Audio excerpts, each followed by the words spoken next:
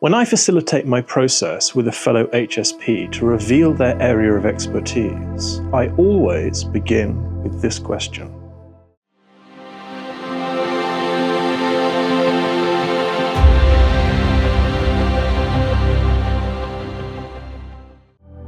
If I were to ask you which area of life has always mattered most to you for as long as you can remember, and is also likely to be an area that challenges you the most, what would you say? If you're really honest with yourself about the answer to this question, it will lead you straight to the area of life you are naturally gifted to facilitate. It's a phenomenon.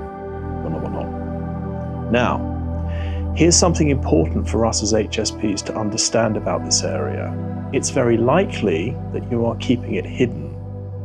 In other words, it's sitting just slightly out of your day-to-day awareness, which means you're probably not in conscious ownership of it, which also means you're probably not valuing it either. And that, unfortunately, is perfectly normal. Why? Because we typically repress the importance of it, often because it was rejected during our childhood.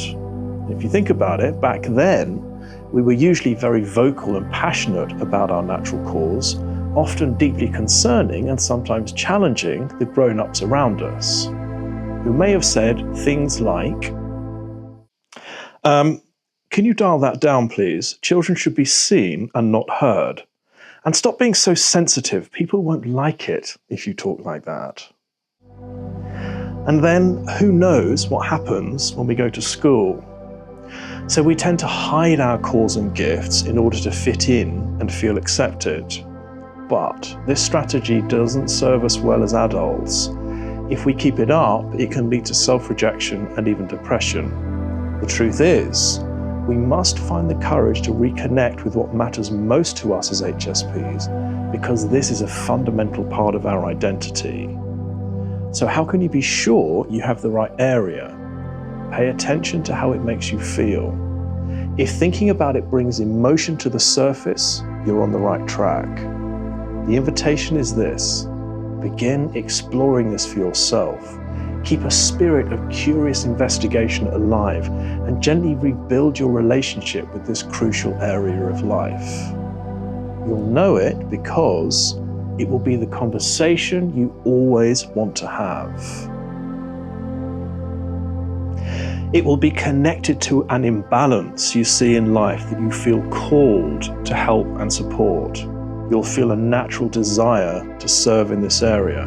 And here's the magic part. Reconnecting with this area will bring you back into contact with the truth of your identity. But it must be explored and tested for this to happen. And remember, you're the grown-up now. You can create healthy boundaries around it. The key is to gently rebuild your relationship with the cause that matters most to you. Now, a little tip. If you focus too much on the big picture of where this could lead, your mind will probably put you off. That's very normal. And it's also what keeps most people from pursuing it. Instead, just start small. Practice facilitating this conversation with one person, no more, no less to begin with. Ideally not a loved one, you're emotionally invested there. And if you're thinking, but I don't have any experience or training in this area, Willow, let me reassure you, life always challenges us in our natural area of purpose. That's how it trains us to serve in this area. Your life path is your credibility. You will have been challenged here your entire life.